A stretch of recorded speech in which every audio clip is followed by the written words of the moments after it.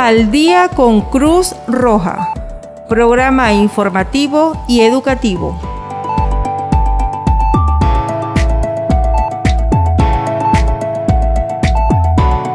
Principios de la Cruz Roja: humanidad, imparcialidad, neutralidad, independencia, voluntariado, unidad, universalidad.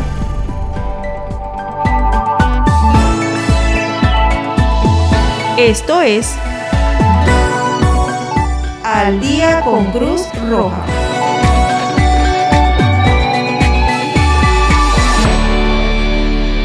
Sean todos bienvenidos al día con Cruz Roja. De inmediato, las noticias más relevantes.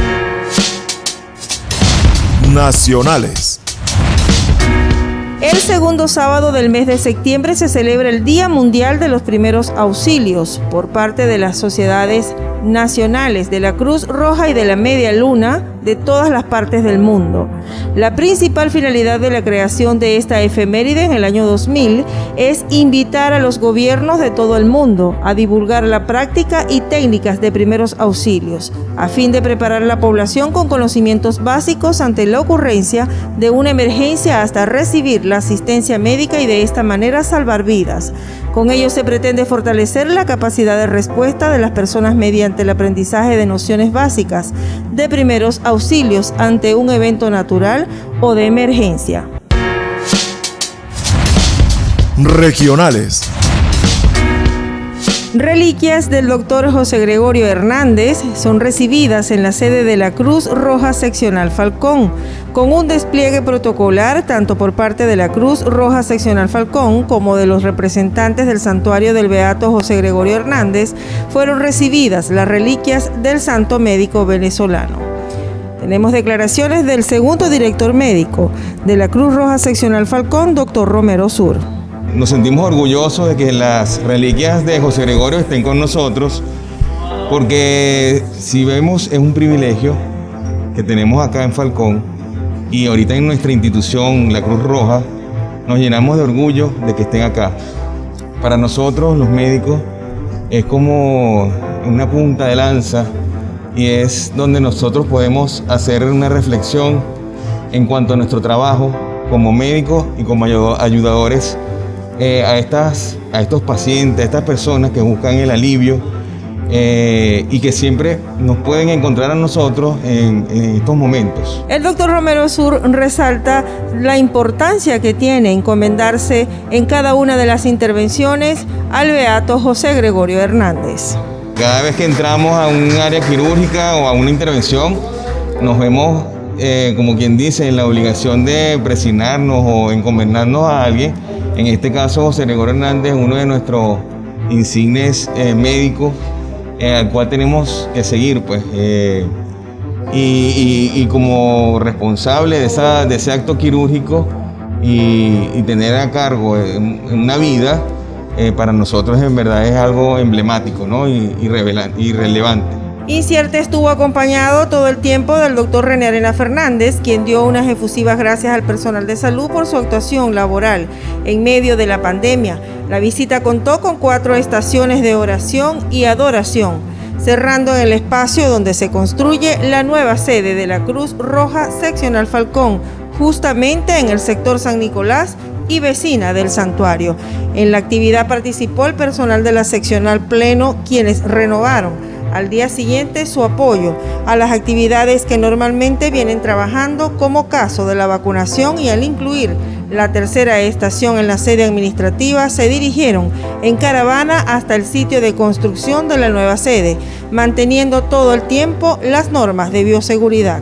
Bueno, para nosotros realmente es un momento de mucho júbilo, de mucha alegría el poder acercar esta devoción a todo nuestro pueblo y de una manera muy especial a las instituciones médicas que realizan con muchísimo esfuerzo su labor en beneficio de nuestro pueblo.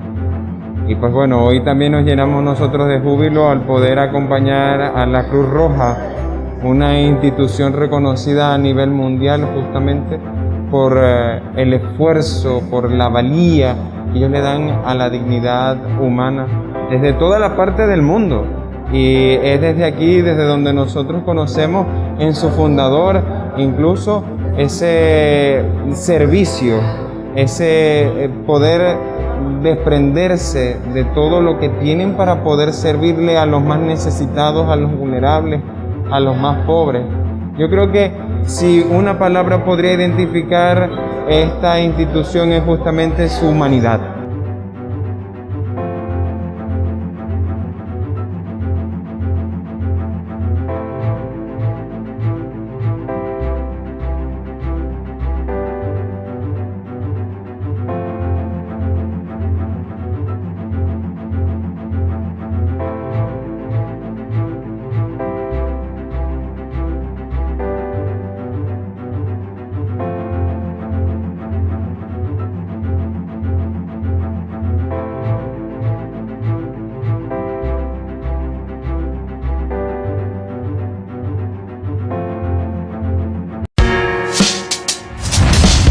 Regionales. Con una capacitación en Fundefal, Cruz Roja Falcón celebró Día Mundial de los Primeros Auxilios, atendiendo la indispensable necesidad de capacitación y preparación que deben tener deportistas, entrenadores y el personal que asiste en materia de salud al deporte. Cruz Roja Venezolana, Seccional Falcón, celebró el Día Mundial de los Primeros Auxilios con una capacitación justo sobre este tema.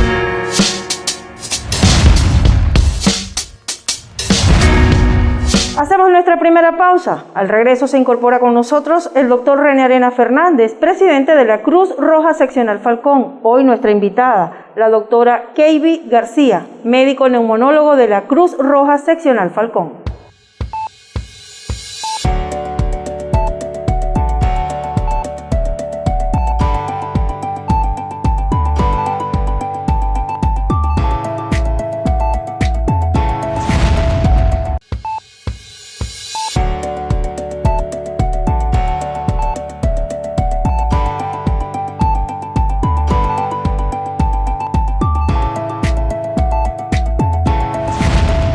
De vuelta al día con Cruz Roja. Damos la bienvenida, doctor René Arenas, a la doctora Keiby Medina García. Keiby Medina García, médico cirujano, egresada de la Universidad Nacional Experimental Francisco de Miranda en diciembre del 2014. Especialista en neumonología, también es especialista de la red ambulatoria especializada pública y médico neumonólogo de la Cruz Roja Venezolana desde febrero del año 2020. Bienvenida. Muchas gracias, gracias por la invitación. Bienvenida, doctora. Mire, para nosotros es sumamente importante su visita en estos momentos de pandemia donde tenemos un virus que ataca principalmente la parte respiratoria. Para nosotros es sumamente importante todo aquello que usted nos pueda dar, no solamente a nosotros, al público presente. O sea, que queremos que la gente sepa en parte de qué se trata esta enfermedad, de que por qué ataca la vía respiratoria y cuáles son las sintomatologías. Es muy importante que la gente comprenda y comprenda principalmente de manos de un neumonólogo, como usted, un especialista, que es usted, porque necesitamos pues, que la gente comprenda la necesidad de cuidarse y la peligrosidad que tiene esta enfermedad actualmente y que por eso es pandemia y se ha expandido en todo el mundo. Sí, doctor. La enfermedad por coronavirus o COVID-19 es una enfermedad infectocontagiosa que se caracteriza inicialmente cuando un paciente contagiado o infectado tose, estornuda y salen expelidas gotitas mínimas, microgotas, que pueden quedar suspendidas en el aire o en las superficies y luego un paciente o un huésped sano, a través de estas gotitas, se contagia, llega a las vías respiratorias y allí es donde inicia la enfermedad. ¿Cuáles serían los síntomas principales?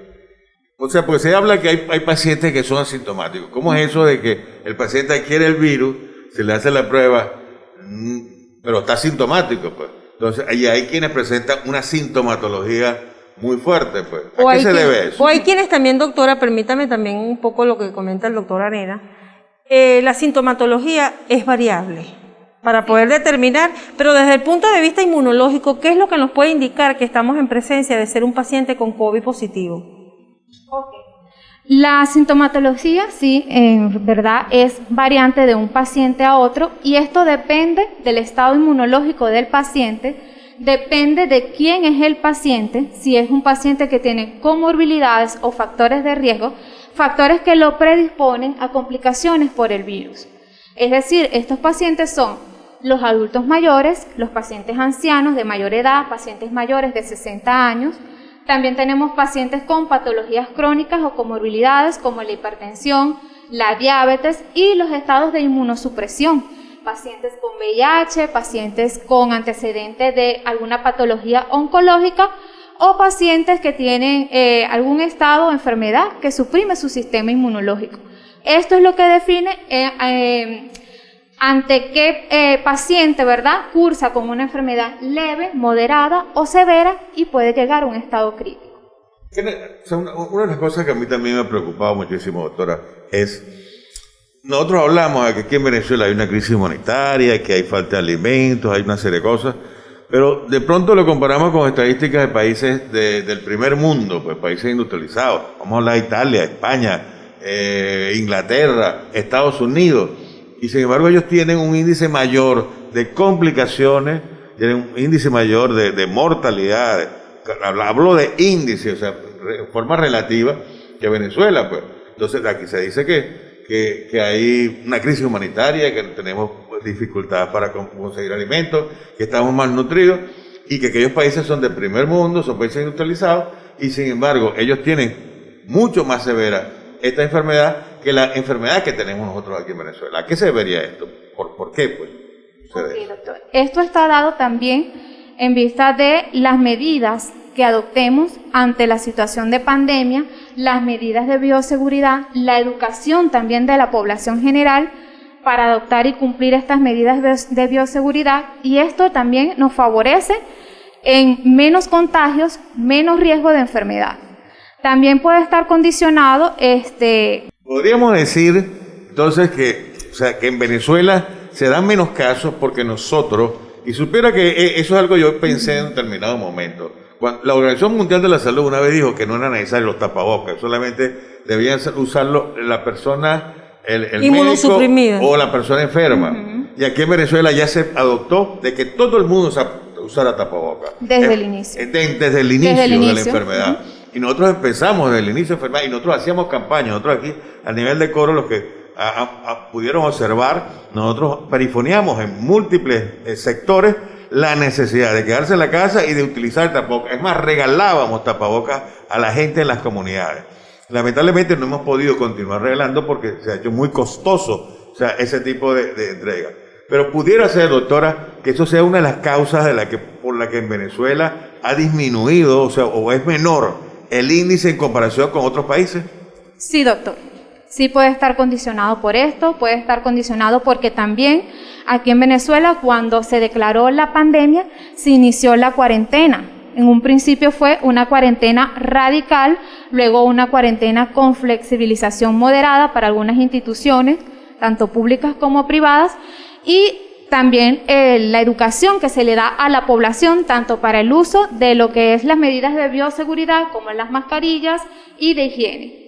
Todo esto puede estar condicionado. Hemos visto que en los últimos meses ha habido un repunte en Falcón, específicamente en Miranda, en Coro, del repunte de la enfermedad. ¿Por qué podría ser que nosotros, después que estábamos en uno de los estados más bajos en el índice de enfermedad, hayamos subido? ¿Será que hemos dejado de utilizar las medidas preventivas? Sí. ¿Qué han discutido usted? Ese es su campo, pues, la parte de neumonología, y esta es una enfermedad principalmente respiratoria. ¿Qué han discutido? ¿Qué han planteado ustedes al respecto? ¿Por qué este aumento del índice en los últimos meses? Sí, esto se debe porque la población en general, todos en general, a medida que pasa el tiempo, vamos adoptando una posición de flexibilización o una posición de de relajamiento de lo que son las medidas de bioseguridad, dejamos de cumplirla en cierta parte y esto es lo que nos lleva a un repunte de casos comunitarios, mayor contagio a nivel de la comunidad y ciertamente la curva se mantuvo en una meseta más alta. Esto fue durante la segunda oleada en marzo del presente año y ahora, doctor, también nos preocupa que con estas nuevas variantes aumentan nuevamente los casos de contagios en toda la comunidad. Doctora, ¿usted cree o considera usted que tal vez esa parte del relajamiento o pérdida de miedo, por decirlo de esta manera, porque cuando se anunció la pandemia, como bien usted lo decía, en Venezuela entramos en una cuarentena radical, todos estábamos como que cumpliendo o acatando más esas medidas, quedándonos en casa y un poco como que más temor hacia el virus. ¿Usted qué opina en relación a que tal vez estén un poco más relajados porque ya hay gran cantidad de personas vacunadas que tal vez piensen que por el hecho de estar vacunadas ya están exentos, que no les va a tocar que les dé el coronavirus? ¿O qué orientación puede permitirle usted en este momento al Día con Cruz Roja transmitirle a ese televidente que está en sintonía? Sí. Muchas veces pasa que por desinformación la persona piensa, en el caso de los pacientes vacunados, de porque está vacunado no puede contraer la infección, de que no puede desarrollar la enfermedad, y no es así. Un paciente vacunado también puede presentar, contagiarse con la enfermedad. Claro, esto reduce sí las complicaciones o la hospitalización, pero no deja de estar exento de contagiarse con el virus. Incluso en aquellos pacientes que tienen patologías crónicas, llámese hipertensión, llámese diabetes, que se ha vacunado y que venga un paciente que ya haya tenido un COVID positivo, haya pasado un lapso de 3 meses post-COVID y sea convocado para colocarse la vacuna y que se han presentado en algunos casos reacciones en estos pacientes. ¿Cuál es la orientación hacia estas personas que nos están sintonizando en torno a lo que es la vacunación, al cuidado que debe permanecer un paciente en referencia al sistema inmunológico post-COVID? Okay. Es un llamado también a esta población, que es la población de riesgo, pacientes diabéticos, hipertensos, como planteábamos anteriormente, que anteriormente cursaron con la enfermedad, estuvieron presentando la COVID-19, y piensan que después de 3 meses, o la persona desconoce que después de 3 meses puede volver a tener una reinfección, incluso ahora actualmente con estas nuevas variantes puede volverse a contagiar. El entorno que acompaña a ese paciente que ya viene de pasar todas estas fases de un post-COVID, que está con temor, me vacuno, no me vacuno, ¿cuáles son esas medidas que deben prevalecer en ese hogar? Y no solamente en ese hogar, sino ser multiplicadores de lo que es la importancia de las medidas de bioseguridad. En cuanto a las medidas de bioseguridad, la población en general tiene que educarse, mantenerlas, todo lo que es el uso de la mascarilla, el uso correcto, porque ciertamente todos estamos usando mascarilla, pero todos tenemos de ver cuidado. Una vez que retiramos la mascarilla, también hay que hacer la higiene de las manos antes y después de la colocación de la mascarilla, tener en cuenta de que existen mascarillas que no son de uso prolongado, las cuales son descartables, y que las mascarillas generales, las que utilizamos de telas, no nos protegen ante espacios públicos, que es donde estamos mayormente expuestos. Pero sí hay que mantener las medidas de bioseguridad, hay que mantener el distanciamiento social, y a estos pacientes que son la población de riesgo, mantenerse en aislamiento, mantener su cuarentena y mantenerse en casa. ¿Cuál sería la orientación para mantener ese sistema inmune un poco más elevado, en referencia de que tal vez venga una persona que quedó con secuelas post-COVID, quedó afectado? ¿Cuáles son esas recomendaciones en cuanto a alimentación, algún tipo de tratamiento desde el punto de vista neumonológico para brindarle esa orientación al paciente? Bueno, las recomendaciones son para la población en general, son recomendaciones previas a la enfermedad. El paciente, hay estudios recientes que demuestran que en pacientes donde desarrollaron la enfermedad, que tenían actividad física previa, demostraron una recuperación más rápida, más pronta y con menos afectación pulmonar. Pacientes que ya se encontraban en actividad física y con menos sedentarismo. Entonces el llamado es a mantener actividad física, una alimentación saludable. Con esto no quiero decir de que no se vayan a contagiar, pero sí de mantener el sistema inmunológico fortalecido. Y posterior a la infección, sí, de verdad que existen otras medidas, otras recomendaciones para cada caso, dependiendo si es leve, moderado o severo, dependiendo de la afectación pulmonar, como lo es la rehabilitación pulmonar y otras medidas terapéuticas. Doctora, en relación a las vacunas, usted sabe que aquí se venía, a los de la tercera edad se le venía colocando el Sputnik, y a los menores de 60 años se le colocaba el Verocell, que es de Sinopharm. Actualmente parece ser de que el Sputnik, bueno, se ha planteado que posteriormente un mes, de ahora a los 3 meses, o parece ser, porque hay comentarios por redes de que no va a llegar la segunda dosis del Sputnik. Una persona que se haya vacunado con Sputnik, ¿puede vacunarse a cuánto tiempo? ¿Puede vacunarse posteriormente con Verocell o con Sinopharm? Es una pregunta que nos la hacen constantemente a la Cruz Roja. Entonces, nos gustaría, en la experiencia que usted tiene y en el círculo que usted se mueve, cuál puede ser las orientaciones que nos dan a este tipo de pacientes.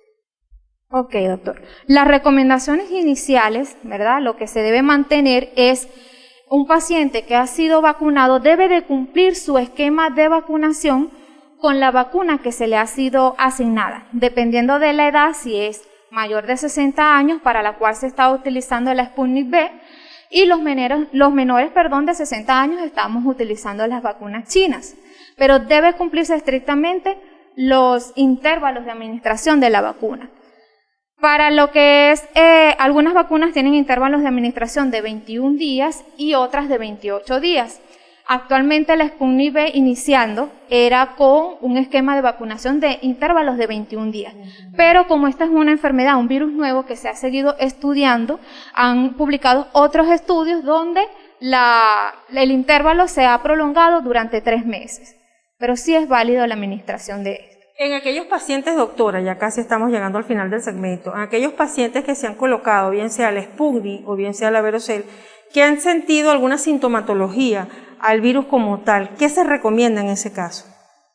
La recomendación es mantenerse también en aislamiento, reposo y tratamiento sintomático, dependiendo de la sintomatología que se vaya asociando. Por lo general, los síntomas que han presentado como posterior a la vacunación son alza térmica, malestar general, cefalea, síntomas leves, ninguno con repercusión pulmonar importante. Entonces las recomendaciones son medidas generales. Y vigilancia médica también, deben de recibir apoyo y atención médica. ¿Es prudente colocarse la segunda dosis para cerrar el ciclo en estos pacientes? Es prudente. Bueno, si no desarrolla enfermedad, se le puede colocar la segunda dosis. Bueno, agradecida de contar con este tipo de entrevistas a través de Al Día con Cruz Roja, con cada uno de ese personal que labora en la Cruz Roja Seccional Falcón, para orientarlos a ustedes, para enfocarnos no solamente en el tema COVID, sino en diversidad, como lo es con primeros auxilios, esa orientación médica. Y ese es el propósito, informar, orientar y educar. Doctor Arenas, en relación a la entrevista con la muchísimas gracias, me pareció agradecida. muy bueno todas las informaciones que nos ha aportado, doctora. Esperamos tenerla pronto en un próximo programa, donde me gustaría que habláramos un poquito ya no solamente del COVID, de la pandemia, sino de estas enfermedades como del asma, la enfermedad broncoobstructiva crónica y todas esas enfermedades no infecciosas también. Enfermedades no infecciosas, exacto, que son muy comunes también en Venezuela, y muy comunes en los niños. Pero esperamos su visita en un próximo programa, doctora. Gracias por la invitación. Ha sido la entrevista con la doctora Keivis Medina García. Al regreso, más de Al Día con Cruz Roja.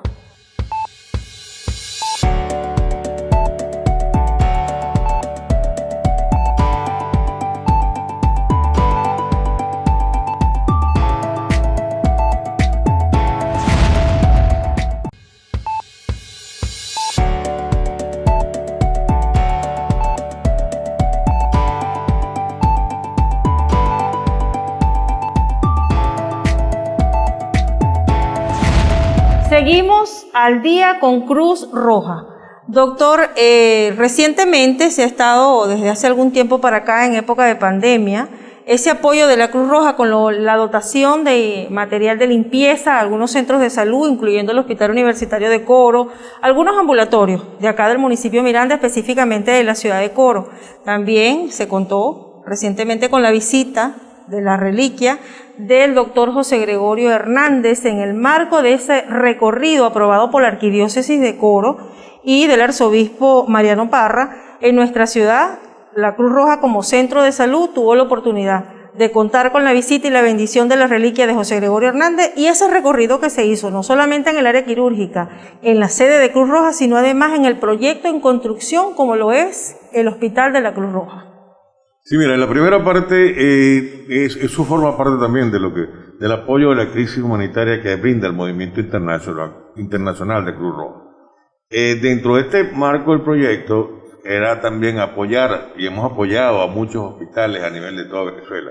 A algunos se les ha dotado de plantas eléctricas, en otros se les ha dotado de algún material médico quirúrgico. Nosotros llegamos a dotarle al hospital de algunos CIPAC, CIPAC pediátrico también, en anteriores oportunidades. Y en esta oportunidad dotamos al hospital de carritos grandes de limpieza, que fueron pasados a la parte más principalmente de quirófano.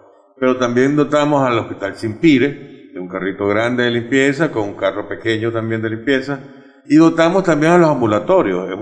Le entregamos al ambulatorio San José y está pautado entregarle al ambulatorio Cruz Verde y al ambulatorio Las Velitas también. Este tipo que nosotros creemos que es sumamente importante, o sea, estos equipos de limpieza para todos esos ambulatorios. Cuando usted habla de equipo, eso incluye lo que son los materiales como tal, los desinfectantes, todo lo que El carro grande lleva un tobo de esos tobos que se utilizan para limpieza, que son como exprimidores, los amarillos, tubos amarillos.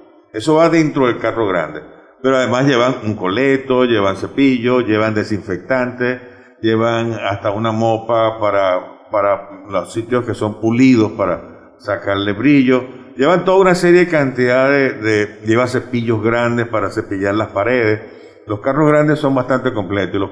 Los equipos pequeños es un balde donde también van 2 litros de cloro, 1 litro de desgrasante, van una goma espuma, van 2 cepillos, un cepillo grande, un cepillo pequeño, va un coleto, toda una serie. Y realmente los ambulatorios, los sitios donde los hemos entregado, han estado bastante agradecidos. Nosotros llegamos a entregar también al ambulatorio Adícora un equipo de este tipo, pues, de limpieza.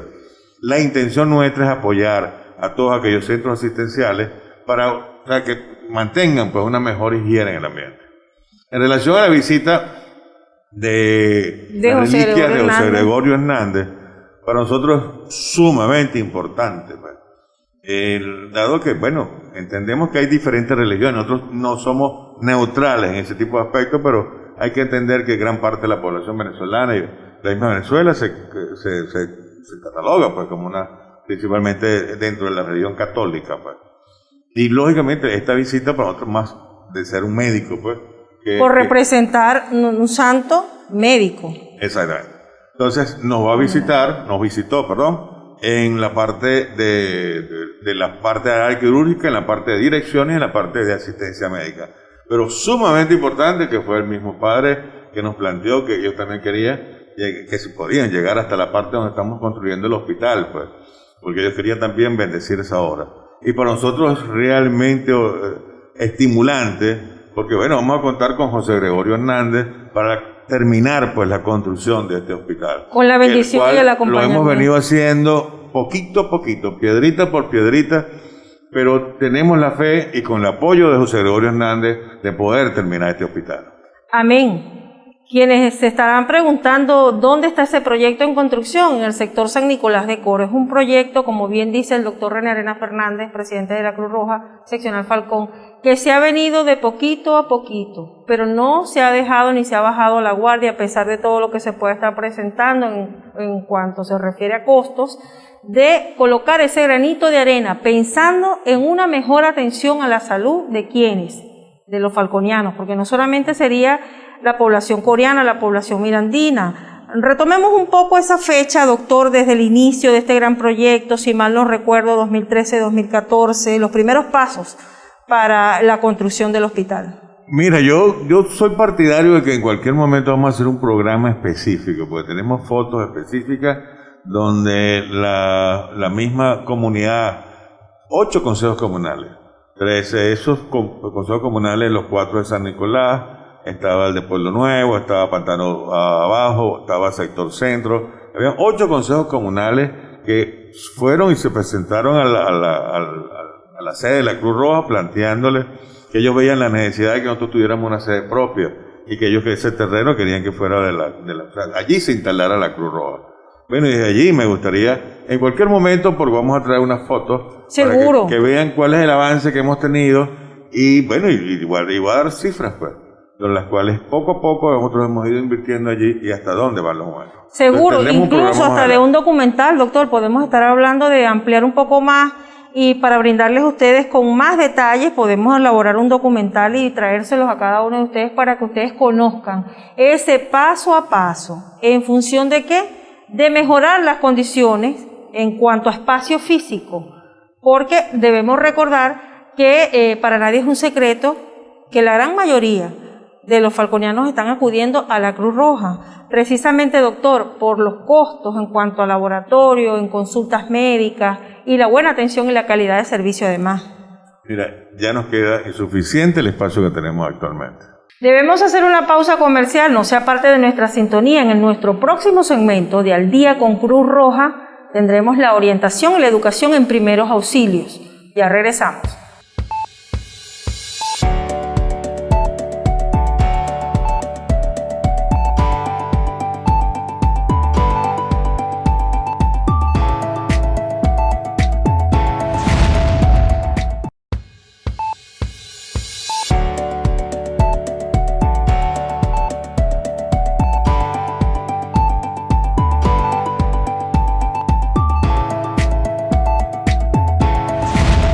Más del programa Al Día con Cruz Roja. Hoy en el segmento de primeros auxilios, nuestra dirección de socorro de la Cruz Roja Seccional Falcón trae para cada uno de nosotros lo que es la orientación en materia de primeros auxilios con el tema temperatura y presión arterial.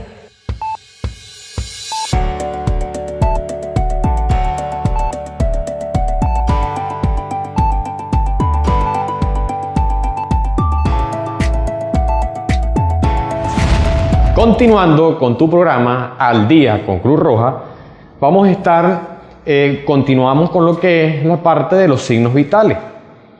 En esta oportunidad vamos a hablar sobre la presión arterial.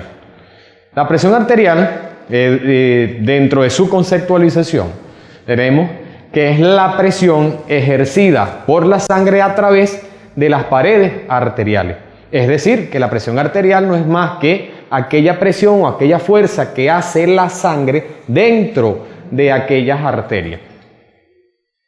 Dentro de los factores que intervienen en la presión arterial, podemos mencionar de manera rápida o alguna, que es la estatura, si es alto, si es bajo,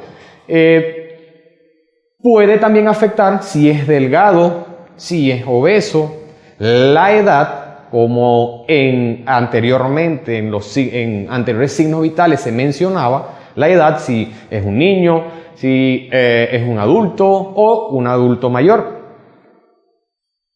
Dentro de los valores normales de la presión arterial, según la Asociación Americana del Corazón, según la American Heart Association, que es una asociación mundial que trata todo lo relativo a patologías técnicas que tienen que ver con la parte cardiovascular.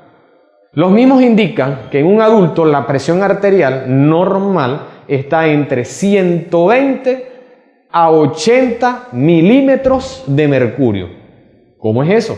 O sea que vamos a dividir, en este caso, los valores en la alta, como muy bien hemos escuchado, y como escuchamos normalmente en todo centro de salud, que nos hablan de 120, 80, la alta y la baja, o técnicamente llamada la sístole, que es la alta, y la diástole, que es la baja. Esto quiere decir que el valor normal, les repito, entre 120 a 80 milímetros de mercurio en una persona adulta, esto según la Asociación Americana del Corazón.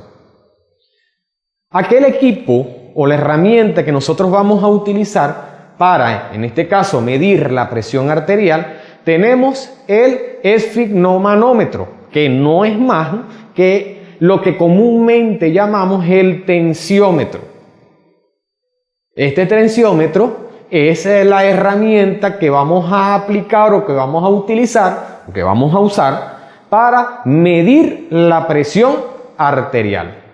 Hay que tomar en cuenta o hay que tener en cuenta que si la presión arterial varía en la persona, si está por encima de sus valores normales o está por debajo de sus valores normales, allí tenemos ciertas alteraciones. Cuando está por encima de 120 a 80, estamos hablando, supongamos que está entre 130 a 100, por encima de sus valores, ahí estamos hablando de una hipertensión arterial. O comúnmente nosotros le llamamos que está sufriendo de la tensión, por decirlo así. Tenemos cuando está por debajo de sus valores normales, 120-80 por debajo, podemos hablar de 150. Allí estaríamos en presencia de una hipotensión arterial, o lo que comúnmente nosotros llamamos como tiene la tensión baja. ¿Ok? Más adelante vamos a explicar qué hacer en cada una de ellas. Pero antes de tocar ese tema, vamos a conocer lo que anteriormente les nombré, que es el esfigmomanómetro o el tensiómetro.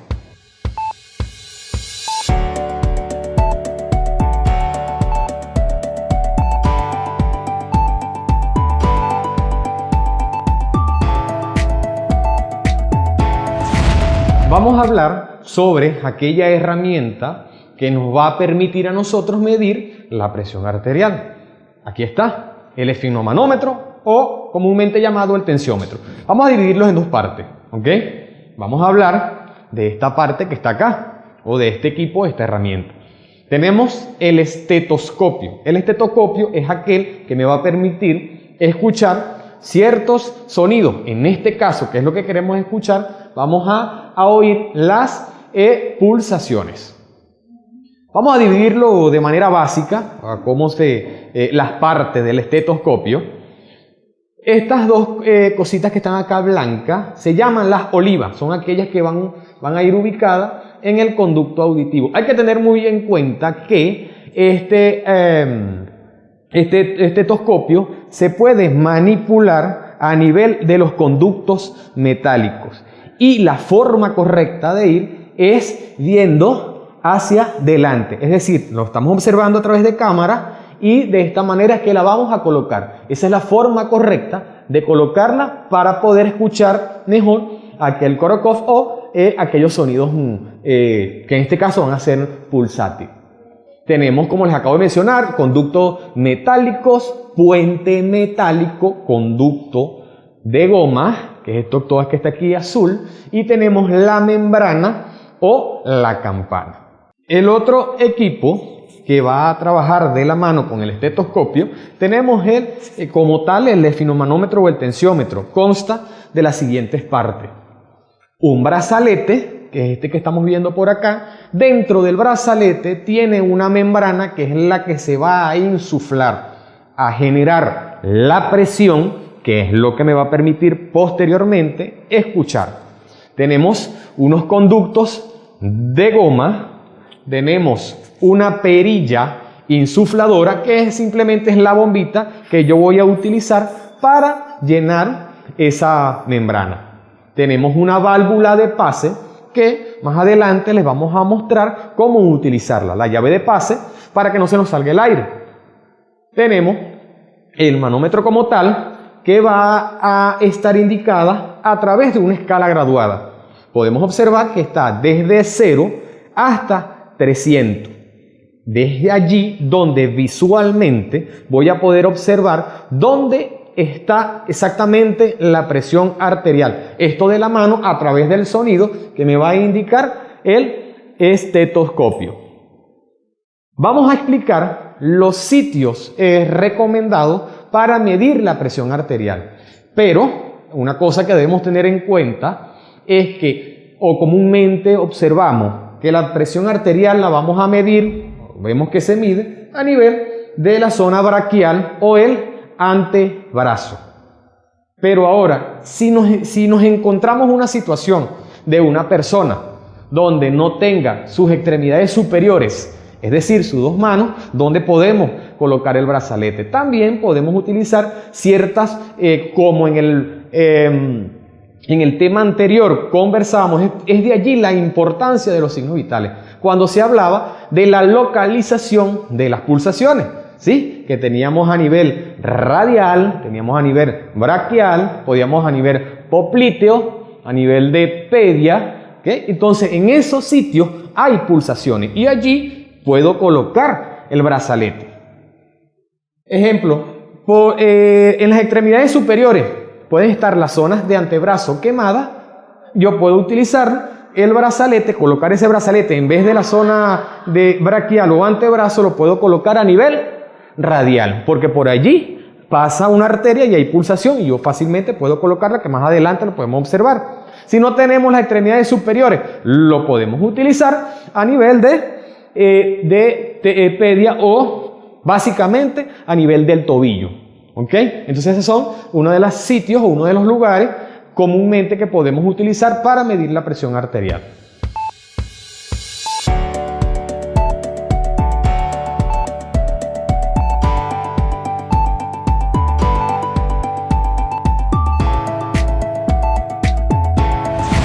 Continuamos al día con Cruz Roja y siguiendo el tema de primer auxilio, hoy vamos a hablar en cuanto a lo que es la temperatura. ¿Qué es la temperatura? Podemos decir que la temperatura es el grado de calor o frío que posee un cuerpo, ¿verdad? Que nosotros, ustedes, familias, dentro de su comunidad, deben de saber de cómo se puede medir la temperatura.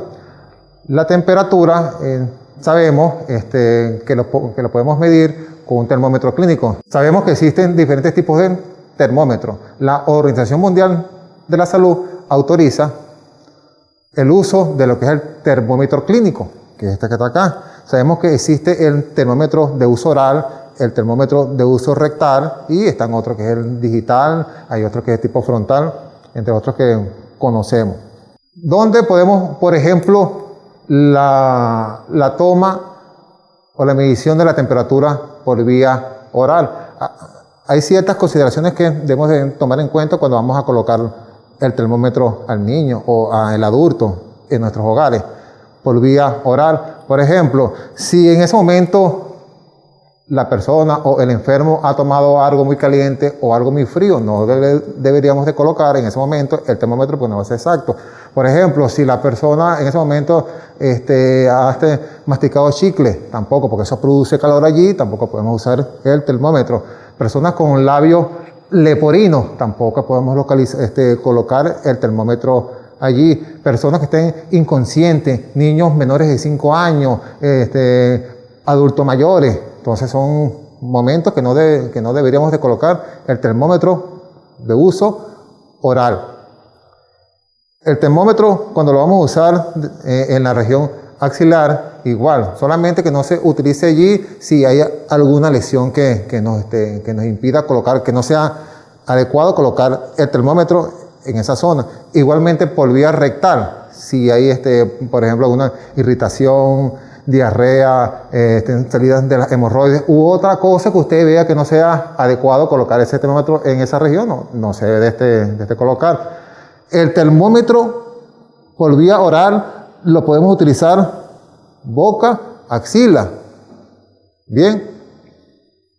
El termómetro rectal lo podemos utilizar axila y la región rectal, más no en la boca, más no en la región bucal. Cuidado con eso.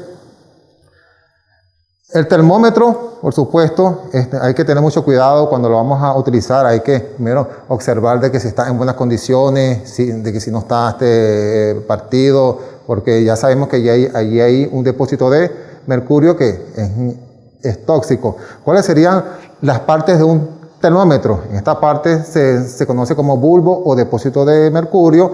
Esos numeritos que están allí, familia, eso se conoce escala numérica, porque mide grados y décimas de grado, y está una columna allí donde pasa el mercurio, que eso se conoce como columna de mercurio. Debemos utilizar mucho en nuestros hogares aquellos padres, ¿no? En cuanto a nuestros hijos, si hay fiebre, bueno, utilizar los métodos físicos, que si bañarlo, que si hay que frotar mucho lo que es la parte del cuello, lo que es la parte de lo que es las axilas, las ingles, entre otras partes, y mantenerlo fresco. Es importante que sepan utilizar el termómetro, y cuando lo vayan a utilizar, por supuesto, que esté por debajo de los 35 grados centígrados para que sea una temperatura exacta. Se preguntarán también ustedes cuál es el tiempo que yo debo dejar colocado el termómetro en la región bucal. Se conoce que podemos dejarlo entre 3 a 5 minutos en la región bucal. También ahora, cuando decimos en la región axilar, se recomienda entre 6 a 8 minutos, y por supuesto en la región rectal, que se dice que es la temperatura más exacta, que lo podemos dejar allí en 4 a 5 minutos. Los valores normales de la temperatura son: en la región bucal es de 37 grados centígrados, en la región axilar es de 36,5 grados centígrados, y en la región rectal, la más exacta, es de 37,5 grados centígrados.